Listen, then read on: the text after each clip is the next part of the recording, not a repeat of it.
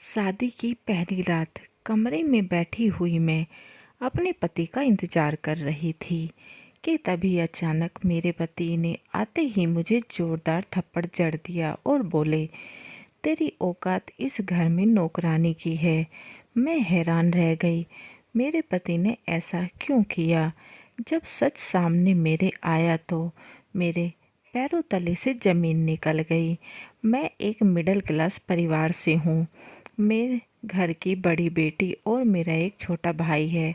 मैं पढ़ने में बहुत अच्छी थी। मम्मी पापा ने अपनी क्षमता से ज़्यादा मेरी पढ़ाई कराई और मैं एमएड की पढ़ाई कर रही हूँ।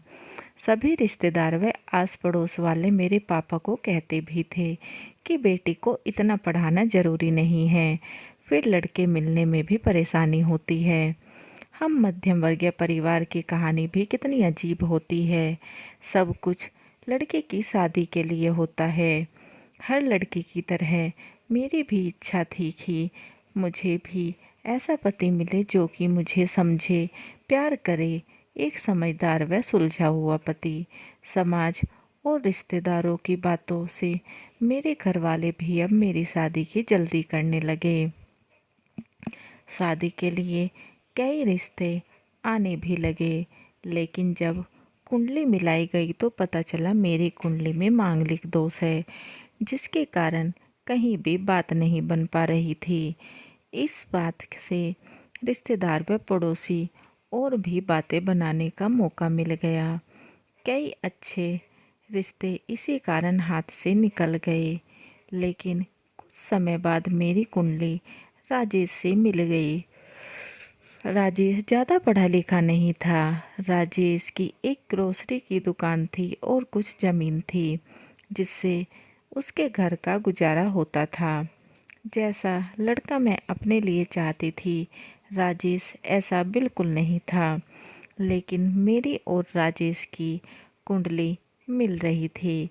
मेरे मम्मी पापा ने राजेश की फ़ोटो मुझे दिखाई तो वो दिखने में तो वो ठीक था, लेकिन उसकी पढ़ाई देखते हुए मेरे मन में इस शादी के लिए मैं तैयार नहीं हो रही थी। इसलिए जब मेरे मम्मी पापा ने मेरी रजामंदी पूछी तो मैंने मना कर दिया कि मुझे लड़का पसंद नहीं है। मेरी मम्मी गुस्सा करने लगी कि क्या कमी है लड़के में, दिखने में अच्छा है, घर परिवार सब अच्छा है, तेरे ख्वाब तो सातवें आसमान पर हैं, इस तरह तो कुंवारी ही बैठी रह जाएगी। एक तो वैसे ही कुंडली में दोष है, अब जब मिली है तो लड़के वाले भी तैयार हैं, तो इस महारानी की फरमाइश से ख़त्म नहीं हो रही। मम्मी बस मुझे सुनाई जा रही थी, लेकिन मेरे पापा ने मेरी भावनाओं को समझा और कहा, कोई बात नहीं, और लड़का ढूंढते हैं। जब राजेश के पिता का फ़ोन यह पूछने के लिए आया कि हम कब आए लड़की देखने, तो मेरे पापा ने बात टालते हुए कह दिया कि कुछ समय बाद खबर कर देंगे। वो समझ गए कि हमारी तरफ से रजामंदी नहीं है, इसलिए फिर उन्होंने फ़ोन नहीं किया। फिर से मेरे लिए लड़के की तलाश शुरू हो गई। घर में माँ थोड़ी नाराज़ थी, क्योंकि उन्हें लगता था राजेश मेरे लिए सही लड़का है। करीब 1 साल बीतने पर भी मेरे लिए कोई लड़का नहीं मिला। अब मेरे पापा भी इस बात से चिंतित रहने लगे थे। कितने लड़के देखे, लेकिन हर जगह कुंडली दोष आगे आ जाता। इस दौरान मेरी माँ मुझे लगातार खरी खोटी सुना रही थी। थक हार कर एक दिन माँ ने कह ही दिया कि हम अभी भी राजेश के परिवार से बात कर सकते हैं। शायद भगवान ने तुम दोनों की ही जोड़ी बनाई हो, अगर तू हाँ कर दे। पापा की चिंता और माँ के तानों के सामने इस बार मैं झुक गई और मैंने हाँ कर दी। मम्मी के कई बार कहने पर पापा ने राजेश के परिवार को फ़ोन किया, तो पता चला उन्हें भी अभी तक लड़की नहीं मिली है। कुछ इधर उधर की बातें कर बहाना बनाया। 1 साल बाद फ़ोन करने के लिए फिर 2 दिन बाद का समय तय हो गया मुझे देखने आने का। राजेश अपने परिवार के साथ आ गया। दोनों परिवार की मजबूरी समझो या नसीब का लिखा, आखिरकार हम दोनों की शादी पक्की हो गई। मैंने अपने मन को समझाया कि शायद मैं ही राजेश के बारे में गलत सोच रही थी। वो मुझे समझेंगे और मेरे सपनों में मेरा साथ देंगे। दोनों तरफ से ही जल्दी थी, इसलिए शादी भी जल्दी हो गई। लेकिन मैंने पूरे समय एक बात गौर की थी कि राजेश ने अभी तक एक बार भी मुझसे बात नहीं की थी, इसलिए अब पहली बार सुहाग रात पर ही बातें होनी थी। आखिर वो समय आ ही गया। थोड़ा अजीब था कि मैं आज पहली बार अपने पति की आवाज़ सुनने वाली थी, लेकिन मैं मन ही मन खुश भी थी कि यह भी एक अलग ही एहसास है। मैंने शादी के बंधन से ही अपने पति को दिल से अपना लिया था। मैं सुहागरात की सेज पर बैठी अपने पति के आने का इंतज़ार कर रही थी। मेरा दिल जोर से धड़क रहा था, शर्म से लाल हुई जा रही थी। फिर कुछ समय बाद राजेश कमरे में आए। उन्होंने आते ही दरवाज़ा बंद कर दिया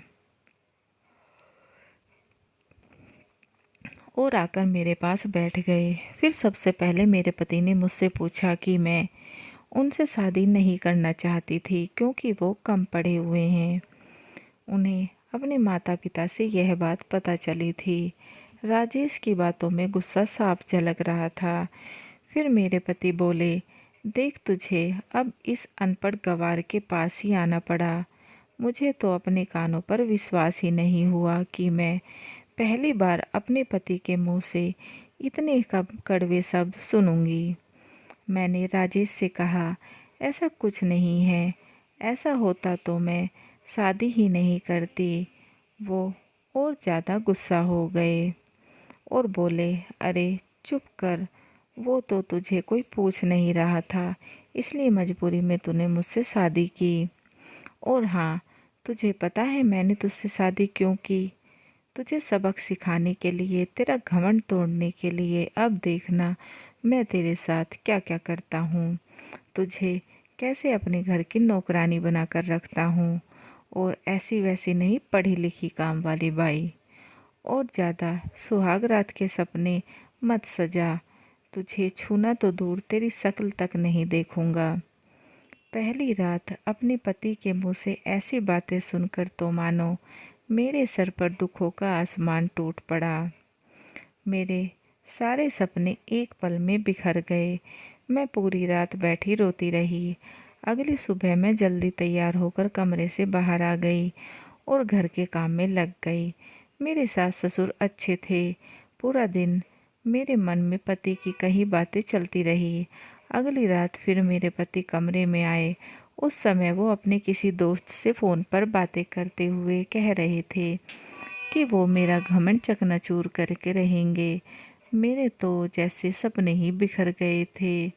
मन तो कर रहा था अपने पति को अभी औकात दिखा दूं और यहाँ से चली जाऊं, लेकिन मेरे पिता का चेहरा मेरे सामने आ जाता है।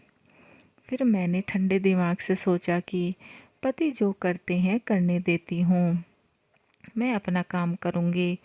अब मैं बस अपने काम से काम रखने लगी, क्योंकि मुझे इतना तो समझ आ गया था कि मेरे पति बस मुझे परेशान करना चाहते हैं, और अगर मैं कुछ नहीं कहूँगी तो शायद वो यह सब बंद कर दें। अब मैंने समझदारी और सब्र से काम लिया। पति के बर्ताव को मैंने सुधारने की ठान ली। उनके सामने रोने झुकने से कुछ नहीं होगा, और अब हर समय मैं खुश रहने लगी। मैं घर में सबको अच्छा अच्छा खाना बनाकर खिलाती, सास के साथ ही बाहर घूमने तो कभी कुछ खरीदने चली जाती। अपने आप से चिंता परेशानी को मैंने बहुत दूर कर दिया। मेरे पति यह सब देख रहे थे, लेकिन वो अपनी कोशिशों में लगे रहते थे। शादी के 1 महीने बाद ही अब वो परेशान होने लगे कि मुझे तो कोई फ़र्क ही नहीं पड़ रहा, लेकिन वह अपने दोस्तों से मेरे बारे में बातें करते रहते थे। मेरी योजना रंग लाई और मेरे पति का सब्र एक दिन टूट ही गया। एक रात मैं कमरे में गई तो मेरे पति ने तिलमिलाते हुए दरवाज़ा बंद कर दिया और ज़बरदस्ती मुझे उठाकर बिस्तर पर धकेल दिया। लेकिन मेरे पति ने आज मेरा वो रूप देखा जिसकी कल्पना भी उन्होंने कभी नहीं की थी। मैंने राजेश को ज़ोर से धक्का दिया और कहा, यह क्या कर रहे हो? मेरे पति हड़बड़ा गए। मैंने कहा, सुहाग रात पर तो बड़ी बड़ी बातें कर रहे थे, मेरी शक्ल भी नहीं देखोगे, फिर आज क्या हुआ? आज फिर किसी घटिया दोस्त ने सलाह दी होगी यह गिरी हुई हरकत करने की। राजेश बोले, मैं तुम्हारा पति हूँ। मैंने कहा, हाँ आप पति हैं, लेकिन आपको प्यार करने का अधिकार है, ज़बरदस्ती करने का नहीं। अरे मैं अपना सब कुछ छोड़कर इस घर में आपके लिए आई थी, लेकिन आपने तो मुझे घरवाली की जगह काम वाली बना दिया और अब आप मुझे तब तक नहीं छू सकते जब तक मैं नहीं चाहती। जब तक मुझे यह विश्वास न हो जाए कि आप मुझे प्यार करते हैं और आपने मुझे दिल से अपना लिया है। उसी पल मैंने राजेश की नज़रों में बदलाव महसूस किया था। मुझे मालूम था कि मेरे पति का गुस्सा पहले उन्हें नापसंद करने की वजह से है, जो उन्हें अपमानित महसूस हो रहा है। वैसे तो स्वभाव के गलत नहीं है। उस रात के बाद से मेरे पति गुमसुम से रहने लगे। वो मुझसे नज़रें भी नहीं मिला पा रहे थे। समय ऐसे ही बीतता रहा और हमारी शादी को 6 महीने बीत गए। मैं भी अपने पति की परीक्षा ले रही थी। 6 महीने में मुझे अपने पति का स्वभाव अच्छे से समझ आ गया था। अब पति की मासूम शक्ल देखकर एक दिन मैं भी पिघल गई और एक रात मैंने अपने पति से पुरानी बातों के लिए माफ़ी मांग ली कि हम नई शुरुआत करते हैं। राजेश अभी भी बिल्कुल शांत बैठे थे। शायद इतने महीने की दूरी का गुस्सा अभी भी था। फिर मैंने प्यार से पति का हाथ पकड़ा और कहा, अजी छोड़ो पुरानी बातें, अब माफ़ भी कर दो। इस बार राजेश के चेहरे पर मुस्कुराहट आ गई और वो मेरा हाथ पकड़कर बोले, क्या तुम मुझे माफ़ कर सकोगी? मैंने उनके गले में बाहें डालकर कहा, अजी कब का कर दिया।